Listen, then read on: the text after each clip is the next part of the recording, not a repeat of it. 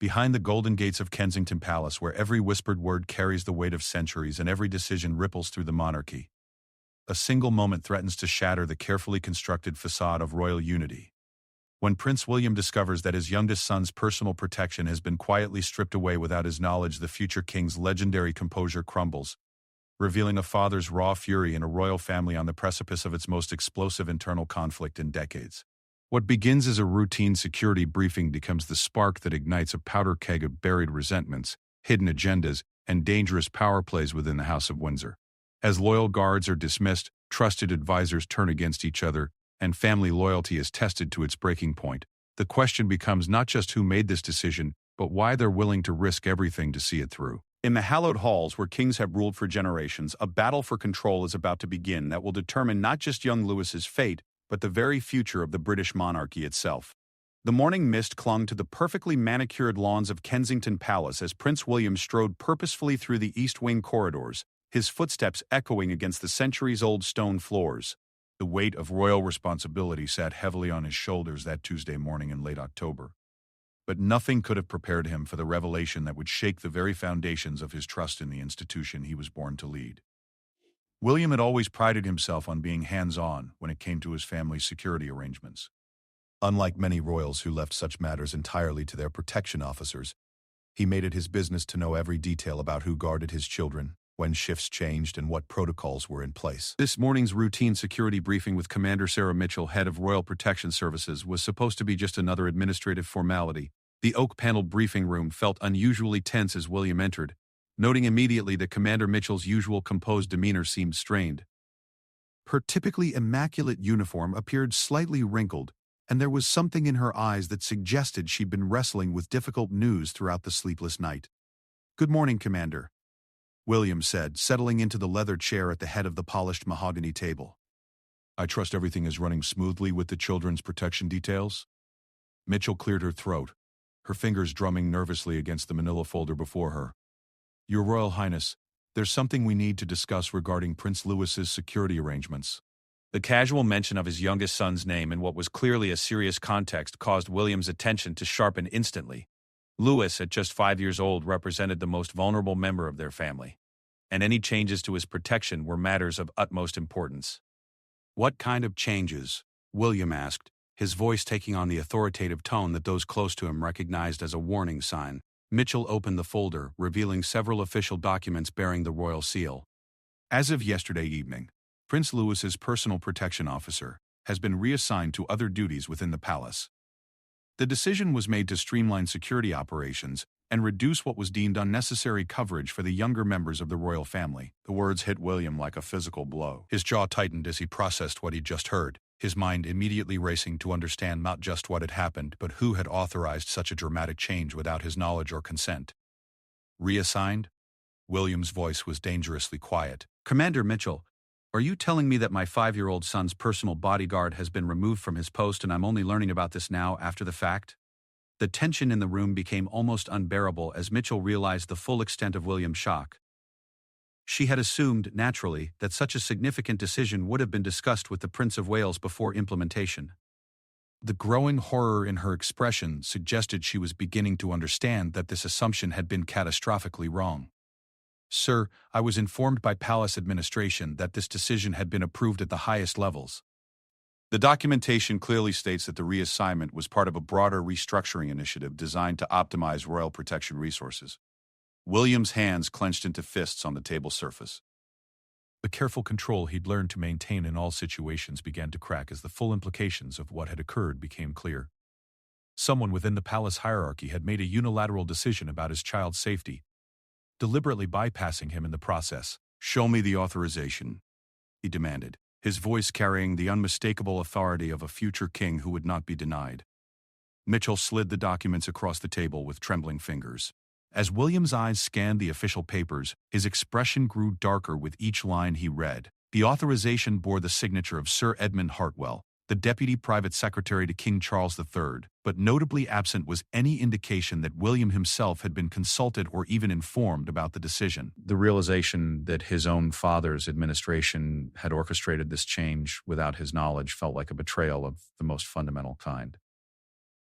William had always understood that Being heir to the throne meant navigating complex political relationships within the royal household, but this felt like something far more sinister. When was Sergeant Thompson removed from his post? William asked, referring to the experienced protection officer who had been guarding Lewis for over 2 years. Yesterday at 6 in the evening, sir. He was given new assignments effective immediately. William's mind flashed to the previous evening, remembering how Louis had seemed unusually quiet at dinner, mentioning that his police friend wasn't there anymore. At the time, William had assumed it was simply a shift change or that Thompson was taking a well-deserved day off. The thought that his son had already experienced the confusion and potential fear of losing his trusted protector, while William remained completely unaware, filled him with a rage he struggled to contain. And what exactly is protecting my son now? William's question came out as barely controlled fury. General Palace Security maintains oversight of all areas where Prince Louis might be present, and there are always officers in the vicinity of the family quarters, Mitchell explained, her voice growing smaller as she recognized how inadequate this sounded in comparison to dedicated personal protection. General oversight, William repeated slowly, the words dripping with disdain. Commander, my son is 5th in line to the throne. He's 5 years old. And you're telling me that his protection now consists of whatever officer happens to be walking past his bedroom door? The silence that followed was deafening. Mitchell knew there was no adequate response to William's characterization of the situation because it was essentially accurate. The systematic dismantling of Lewis's personal protection had left him more vulnerable than any royal child should ever be.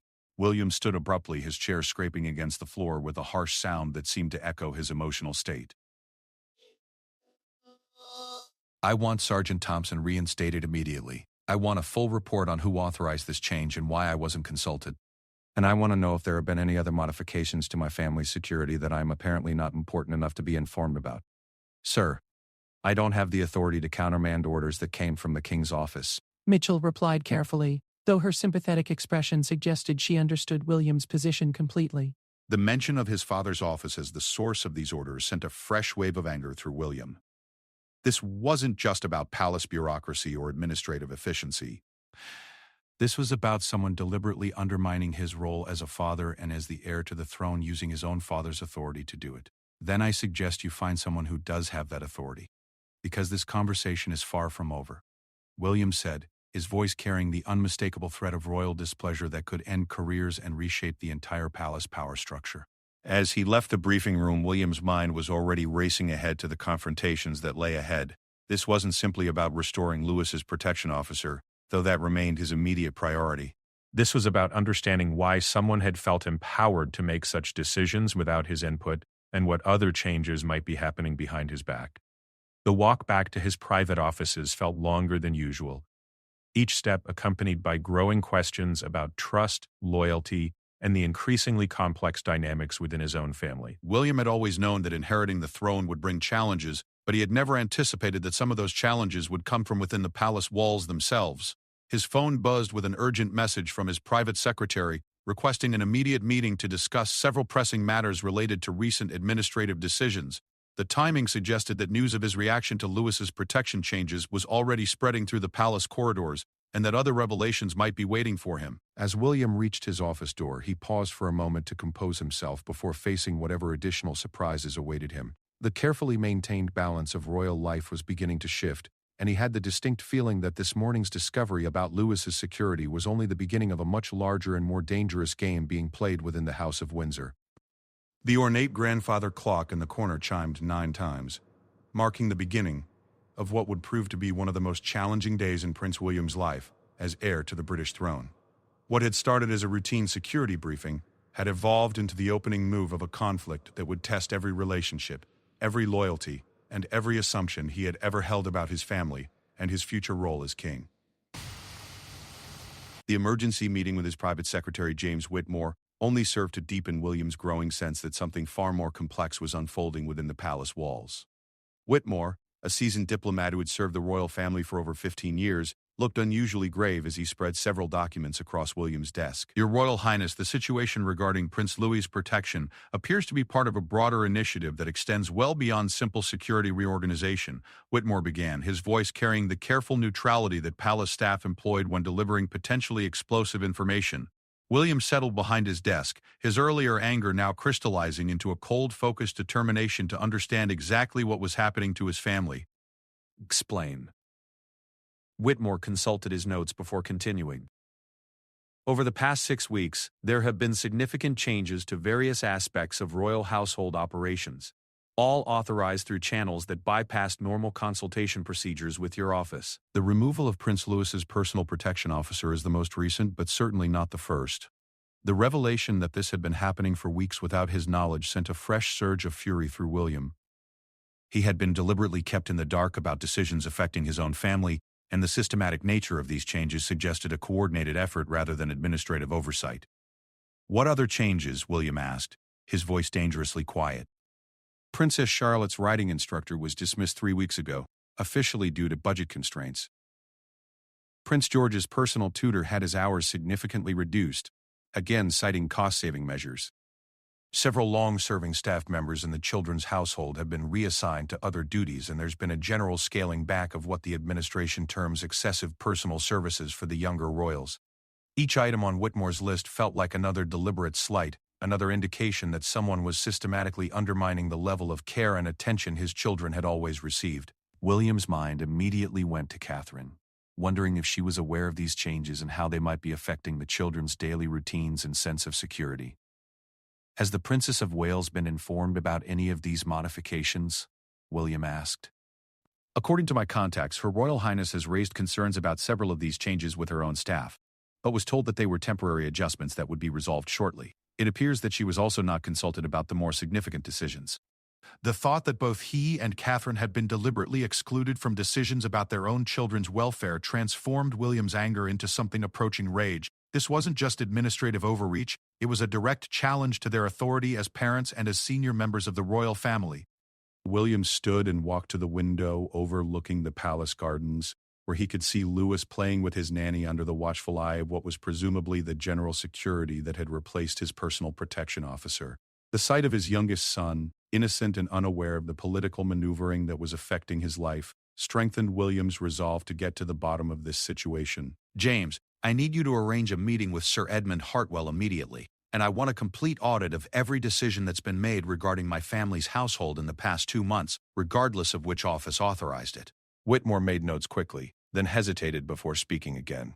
"Sir, there's something else you should know. I've been receiving informal communications from various departments suggesting that there may be additional changes coming, potentially affecting the children's educational arrangements, and even their public engagement schedules." The implication that his children's futures were being planned without any input from their parents pushed William beyond the boundaries of diplomatic restraint.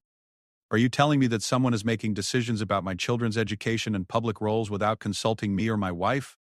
I can't confirm the specifics, but there have been discussions at senior levels about streamlining the next generation's preparation for royal duties and ensuring that resources are allocated more efficiently across the royal household." William recognized the bureaucratic language that was often used to disguise more controversial decisions. Someone was using the cover of administrative efficiency to implement changes that would fundamentally alter his family's way of life, and they were doing it in a way that minimized his ability to object or intervene. The phone on his desk rang with the particular tone reserved for urgent palace communications. Whitmore answered, speaking in low tones before hanging up, and turning to William with an even more serious expression. "Sir Edmund Hartwell is currently in a meeting with His Majesty and cannot be disturbed. However, I've been told that he will be available for a brief discussion at 4 o'clock this afternoon." The timing felt deliberate, giving Hartwell hours to prepare for what would undoubtedly be a difficult conversation. William suspected that by 4 o'clock, the deputy private secretary would have his explanations and justifications carefully rehearsed, along with additional reasons why these changes were not only necessary but beneficial. "Fine, schedule it. But I also want to speak with my father directly about this situation." Whitmore's expression grew even more cautious. "Sir, I should mention that His Majesty's schedule has been particularly demanding recently, and his staff has been screening meeting requests very carefully. There may be some delay in arranging a direct conversation. The suggestion that he might not be able to speak with his own father about decisions affecting his children struck William as beyond acceptable. This was beginning to feel less like administrative confusion and more like a deliberate campaign to isolate him from the decision-making processes that affected his family. "Then I'll arrange that conversation myself," William said firmly. "In the meantime, I want you to reach out to every department head who might have information about these changes. I want to understand not just what's been decided, but who's been driving these decisions and what their ultimate objectives might be. As Whitmore left to begin his investigations, William found himself alone with thoughts that grew darker by the minute. The systematic nature of the changes, combined with the careful exclusion of both him and Catherine from the decision-making process, suggested a level of coordination that went well beyond normal administrative functions. His phone buzzed with a text message from Catherine. Louis keeps asking where Sergeant Thompson went. Should I be worried about something? The simple question from his wife crystallized everything that was wrong with the current situation. His 5-year-old son was confused and potentially anxious about the disappearance of a trusted figure from his life. His wife was beginning to suspect that something was amiss, and he was only learning about these changes after they had already been implemented. William typed back quickly. "We need to talk. Can you meet me in my office in 20 minutes? Her response came immediately. "On my way." The next 20 minutes felt like hours as William paced his office, trying to organize his thoughts and prepare for a conversation that would likely be as difficult for Catherine as it had been for him. She had always been particularly protective of their children's sense of stability and security, and learning that both had been compromised without her knowledge would likely trigger her own anger and concern. When Catherine arrived, her expression immediately told William that she had already begun to piece together some of what was happening. Her usual composure showed signs of strain, and there was a guardedness in her manner that suggested she was preparing for bad news. How much do you know about what's been going on with the children's arrangements recently? William asked without preamble. Catherine settled into the chair across from his desk, her expression growing more serious. "I know that several things have changed without much explanation. Charlotte mentioned that her writing lessons were different. George complained about having less time with his tutor. And now Lewis is asking about Sergeant Thompson. I assume these were temporary adjustments, but your text suggests otherwise." William spent the next 15 minutes explaining everything he had learned that morning, watching as Catherine's expression shifted from concern to disbelief to anger. By the time he finished, she was sitting rigidly in her chair, her hands clenched together in a way that indicated she was struggling to maintain her composure. "Are you telling me that someone has been making decisions about our children's security, education, and daily routines without consulting us and using your father's authority to do it?" "That appears to be exactly what's happening," William confirmed. "And I have a feeling that what we've discovered so far is only the beginning." Catherine stood abruptly, her diplomatic training warring with her instincts as a mother who felt her children were being threatened. "William, if someone is using administrative channels to undermine our authority as parents, we need to understand why. This isn't just about efficiency or cost saving. This feels deliberate." Her assessment matched his own growing suspicions, and together they began to discuss not just how to address the immediate issues, but how to uncover the deeper motivations behind what was beginning to look like a coordinated campaign against their family's autonomy within the royal household. The afternoon meeting with Sir Edmund Hartwell suddenly took on much greater significance, as it would likely determine not just Louis's immediate security arrangements, but the entire future dynamic of their relationship with the palace administration that was supposed to serve and support them, not manipulate and control them. The hours leading up to the 4 o'clock meeting with Sir Edmund Hartwell passed with agonizing slowness, each minute bringing new revelations about the scope of the changes that had been made without William and Catherine's knowledge. James Whitmore had been busy making discreet inquiries throughout the palace, and his findings painted an increasingly disturbing picture of systematic interference in their family's affairs. "Your Royal Highness, I've spoken with contacts in 5 different departments, and the pattern is consistent," Whitmore reported during a hastily arranged briefing at 3:30. "Every significant change affecting your household has been initiated through Sir Edmund's office, always with documentation suggesting higher approval, but never with direct consultation with you or the Princess of Wales." William absorbed this information while Catherine sat beside him, her notebook filled with her own observations about changes she had noticed but initially dismissed as minor administrative adjustments. Together they had compiled a list that revealed the true extent of what was being done to their family. "It's not just about the children," Catherine said, consulting her notes. "3 of our most experienced household staff members have been reassigned in the past month. Our head chef received a formal reprimand for excessive menu consultation with me. Even our personal assistants have been receiving new guidelines about what information they can share directly with us versus what must be channeled through administrative offices first." The revelation that their staff was being monitored and controlled added a new dimension to what was already a troubling situation. William realized that they weren't just losing control over decisions about their children's welfare, they were being systematically isolated from the very people who help manage their daily lives. James, I want you to prepare a complete dossier of every change, every reassignment, and every new policy that's been implemented regarding our household in the past 8 weeks, William instructed. And I want timestamps showing exactly when these decisions were made and by whom they were authorized. Whitmore nodded grimly. I should mention, sir, that some of the staff members I spoke with seemed genuinely concerned about the changes, but they've been told that questioning administrative decisions could result in their own reassignment to less desirable positions. The implication that loyal staff members were being threatened for expressing concern about changes affecting the royal family they served struck both William and Catherine as a particularly troubling development. This wasn't just bureaucratic overreach. It was beginning to resemble a coordinated campaign to eliminate anyone who might question or resist what was happening. At exactly 4 o'clock, Sir Edmund Hartwell arrived at William's office with the punctuality that characterized his entire approach to palace administration. A man in his early 60s with silver hair and an impeccably tailored suit, Hartwell had built a reputation as one of the most efficient and ruthless administrators in the royal household. His ability to implement complex policy changes with minimal resistance had made him invaluable to senior palace officials. But today those same qualities felt more threatening than useful. Your Royal Highness, Hartwell said, offering formal bows to both William and Catherine before taking his seat across from them. His demeanor was professionally courteous, but there was something in his expression that suggested he was prepared for this conversation and confident in his position. Sir Edmund, I think you know why we've asked for this meeting, William began, his voice carrying the authority he had learned to project in difficult situations. We need to discuss the recent changes to our household arrangements, particularly the decision to remove Prince Louis's personal protection officer. Hartwell opened a leather portfolio and consulted several documents before responding. Your Royal Highness, the recent adjustments to royal household operations have been implemented as part of a comprehensive modernization initiative designed to bring greater efficiency and cost-effectiveness to palace operations. Every change has been carefully considered and approved through proper channels that apparently don't include consulting the parents of the children affected by these decisions.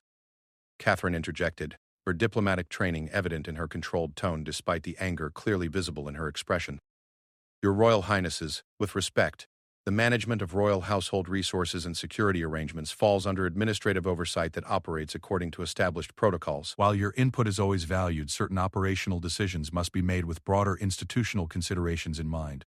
William felt his composure beginning to slip at what amounted to a bureaucratic dismissal of his concerns about his own children's welfare. Sir Edmund, are you seriously suggesting that decisions about my 5-year-old son's personal security can be made without consulting me because of institutional considerations? Hartwell's expression remained professionally neutral, but there was something in his eyes that suggested he was prepared for exactly this challenge. Your Royal Highness, Prince Louis's security remains robust under the current arrangements. The modification simply reflects a more efficient allocation of protective resources across the entire royal family.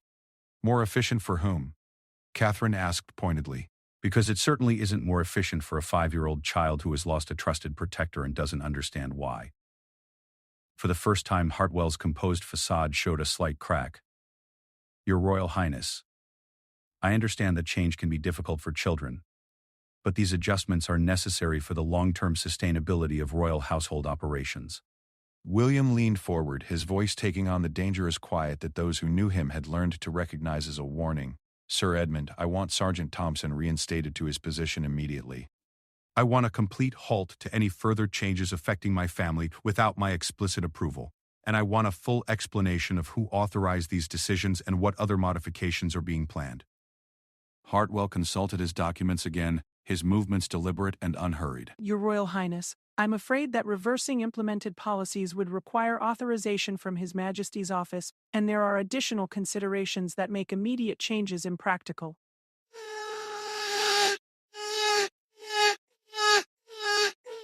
The casual reference to needing his father's approval to protect his own son sent a wave of fury through William that he struggled to contain. What additional considerations? The modernization initiative extends beyond your household, sir. Similar efficiencies are being implemented across all royal residences, and creating exceptions for specific families could undermine the entire program. Catherine's sharp intake of breath was audible. Are you saying that other royal families are experiencing the same kinds of changes to their children's security and household arrangements? The initiative is comprehensive, Your Royal Highness. Everyone is being asked to adapt to new realities regarding resource allocation and operational efficiency. William realized that what they had discovered was potentially much larger than they had initially understood. If similar changes were being implemented across the entire royal family, it suggested a level of coordination and authority that could only come from the very highest levels of palace administration. Sir Edmund, I need you to be very clear about something, William said, his voice carrying unmistakable authority. Are these changes being implemented with my father's direct knowledge and approval, or are they being done using his authority without his specific involvement? For the first time in the conversation, Hartwell hesitated before responding, and that hesitation told William everything he needed to know about the true nature of what was happening. The initiative operates under delegated authority that allows for necessary administrative decisions to be made efficiently without requiring individual approvals for each modification, Hartwell finally said, his careful wording designed to avoid directly answering the question. That's not what I asked, William pressed. Has King Charles personally reviewed and approved the removal of my son's protection officer, yes or no? The silence that followed stretched uncomfortably long. And when Hartwell finally spoke, his words confirmed William's growing suspicions about the unauthorized nature of these changes. Your Royal Highness, the King has many demands on his attention, and administrative matters are handled by qualified staff to ensure that his time can be focused on matters of state and constitutional importance. Catherine and William exchanged glances, both recognizing that they had just received confirmation that these decisions were being made without King Charles's direct knowledge or involvement. Someone was using the king's authority to implement changes that affected the entire royal family, including the safety and welfare of his own grandchildren. Sir Edmund, I think this meeting is over, William said, standing abruptly. I will be speaking directly with my father about these matters, and I expect that any further changes affecting my family will be suspended pending that conversation. Hartwell gathered his documents with the same measured calm he had displayed throughout the meeting. Of course, Your Royal Highness. However, I should mention that His Majesty's schedule is quite demanding, and arranging meetings can take some time to coordinate through proper channels. The implication that even accessing his own father might require going through the same administrative machinery that was creating these problems struck William as both insulting and revealing. I'll handle my own family communications, thank you. After Hartwell left, William and Catherine sat in heavy silence, both processing the implications of what they had learned.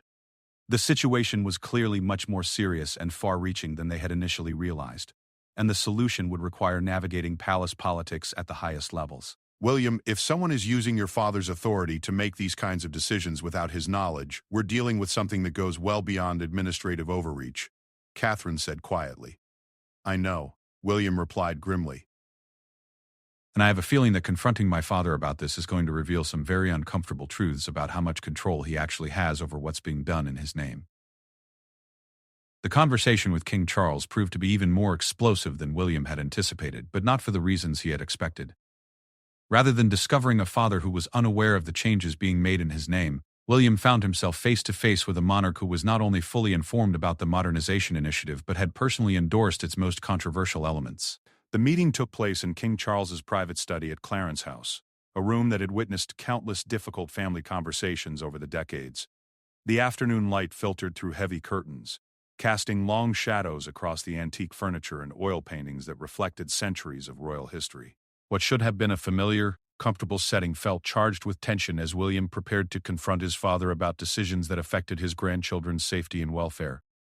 Father, we need to discuss what's been happening with the children's household arrangements, William began, settling into the chair across from the king's desk. He had decided to approach the conversation directly, hoping that his father's apparent ignorance of the situation would lead to swift corrections and appropriate accountability for those who had overstepped their authority.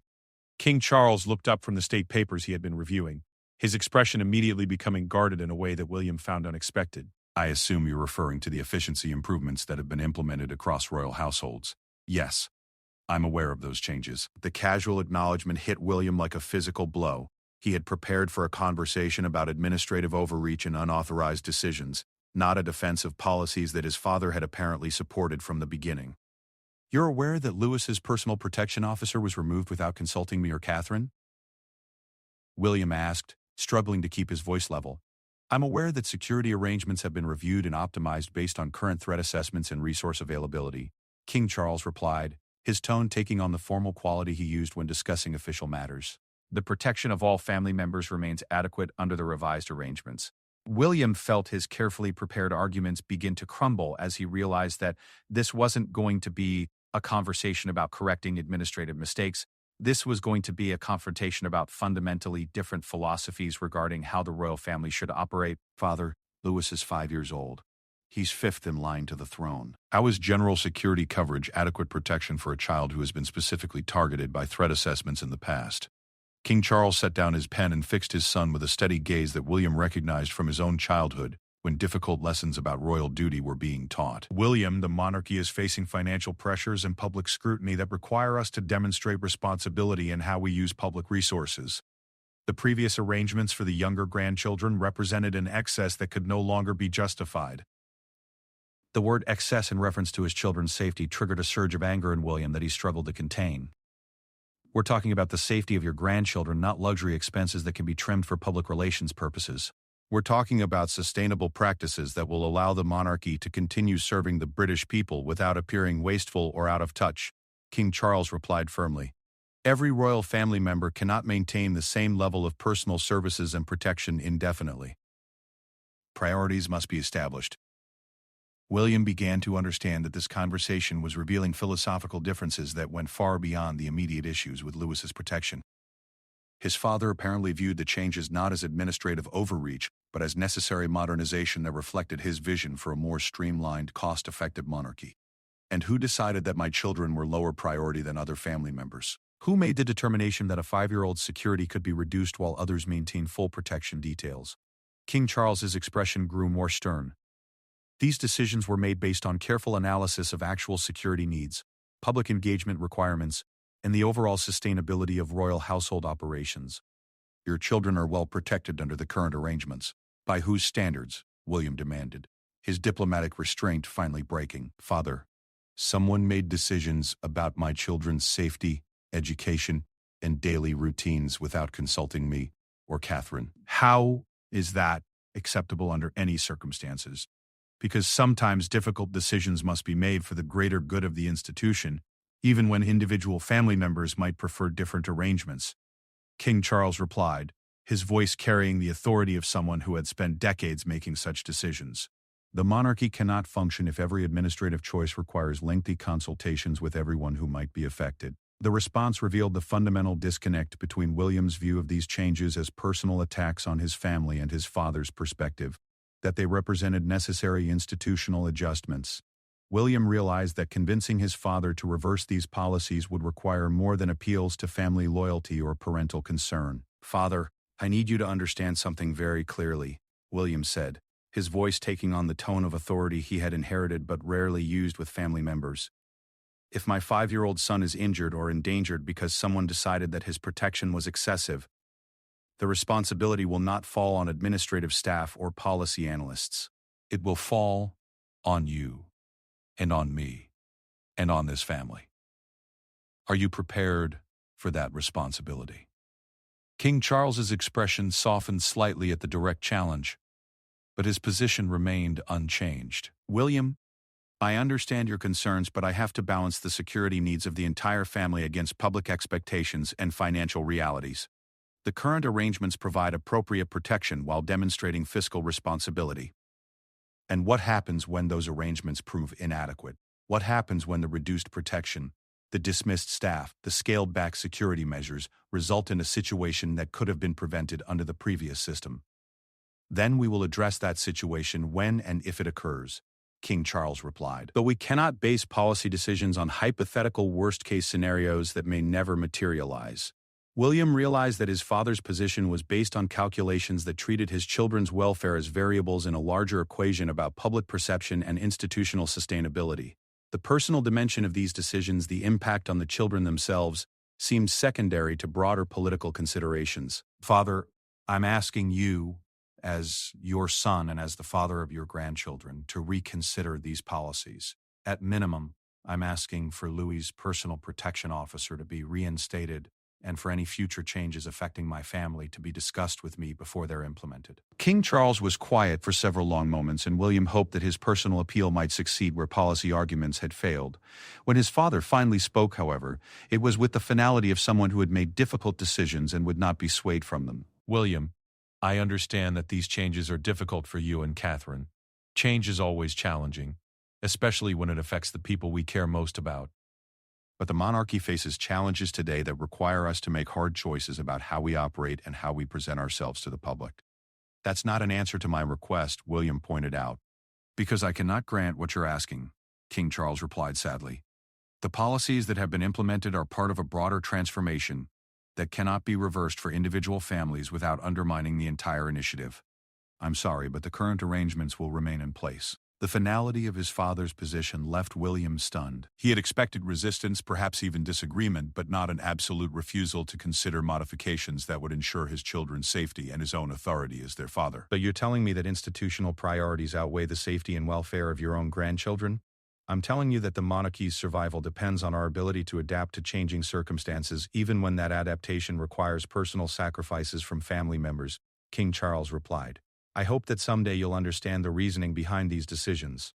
William stood slowly, realizing that the conversation had reached an impasse that could not be resolved through further discussion. His father's position was clear, and it represented a fundamental rejection of William's role as both a father and as the heir to the throne.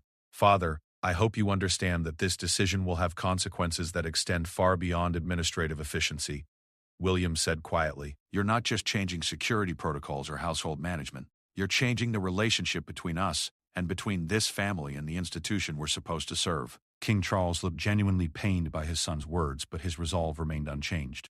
Sometimes leadership requires making decisions that are not popular with everyone affected by them. This is one of those times. As William left Clarence's house, he carried with him the devastating realization that the challenges facing his family were not the result of administrative overreach or bureaucratic confusion. They were the result of deliberate policy decisions made at the highest levels of the monarchy, decisions that placed institutional concerns above family welfare and political calculations above personal relationships. The drive back to Kensington Palace gave him time to process the implications of what he had learned, and to begin considering what options remained available to him in a situation where appealing to higher authority was no longer possible. The aftermath of William's confrontation with King Charles sent shockwaves through the palace that would fundamentally alter the dynamics of the royal family for years to come. What had begun as a dispute over Louis's protection officer had evolved into a constitutional crisis about the limits of royal authority and the balance between institutional needs and family loyalty. Catherine was waiting in their private sitting room when William returned from Clarence's house, her expression immediately reflecting her recognition that the conversation had not gone as they had hoped. The weight of disappointment and betrayal was evident in William's posture as he settled into the chair beside her, struggling to find words that could adequately convey what he had learned. He knew, Catherine. He knew about all of it, and he supports it. This isn't administrative overreach or bureaucratic confusion. This is deliberate policy that he personally endorsed. The revelation hit Catherine with the same devastating force that William had experienced. She had prepared herself for the possibility that King Charles might be reluctant to intervene in administrative matters, but learning that he was actively supporting decisions that affected their children's safety represented a betrayal she hadn't anticipated. He actually defended removing Louis's protection? She asked, her voice barely above a whisper.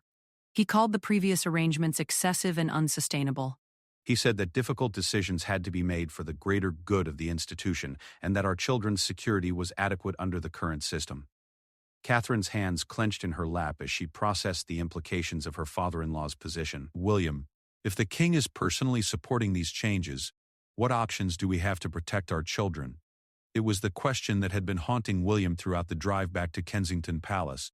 Traditional appeals to higher authority were meaningless when the highest authority was the source of the problem.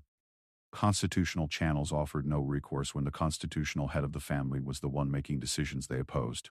I've been thinking about that, William said slowly, and I believe we have to consider options that go well beyond normal family discussions or administrative appeals.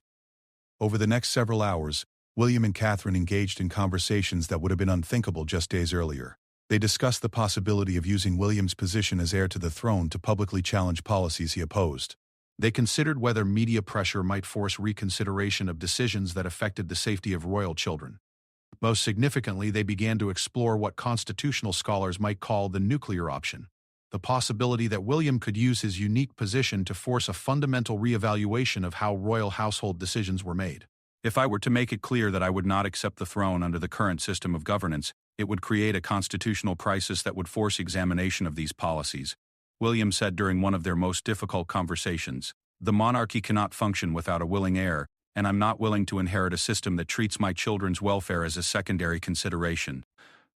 Catherine understood the enormous implications of what William was suggesting.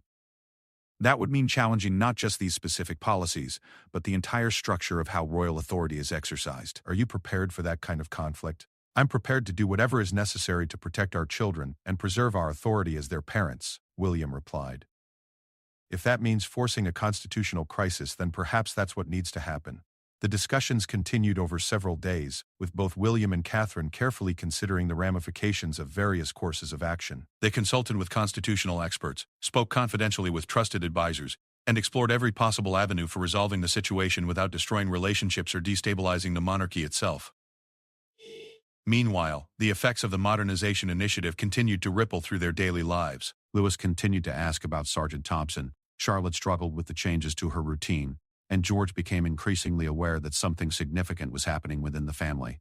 The children's confusion and anxiety served as daily reminders of the human cost of political decisions made in the name of institutional efficiency. The breakthrough came from an unexpected source. James Whitmore, who had been quietly conducting his own investigation into the scope of the changes affecting the royal family, discovered that similar policies were being implemented for other royal households, often with equally devastating effects on family stability and security arrangements. Your Royal Highness, I've learned that the Duke and Duchess of Edinburgh are experiencing similar reductions in their household staff and security arrangements. Princess Anne has had her personal protection scaled back significantly. Even some of the king's own siblings are finding that longtime staff members are being reassigned without consultation. The revelation that the modernization initiative was affecting the entire extended royal family, including senior members who had served the monarchy for decades, suggested that the problem was even more extensive than William had realized. It also presented an opportunity for building coalition support for challenging policies that were clearly having widespread negative effects. Has anyone else raised concerns about these changes? Catherine asked. Informally, yes. There have been numerous complaints and expressions of concern, but most family members have been told that the changes are necessary and non-negotiable.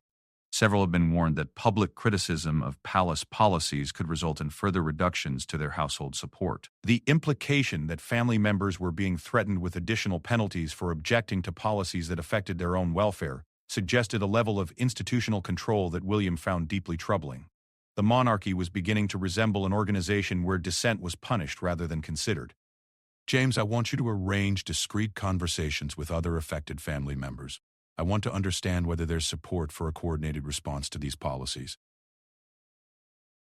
Over the following weeks, what began as informal discussions evolved into serious coordination among royal family members who shared William's concerns about the direction of palace governance. Princess Anne, known for her direct communication style, proved to be a particularly valuable ally, bringing decades of experience and a reputation for principled independence to the emerging opposition.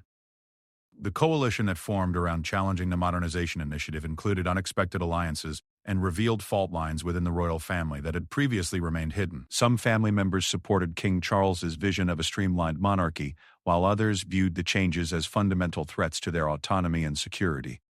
The confrontation reached its climax during what was supposed to be a routine family gathering for Princess Charlotte's 6th birthday.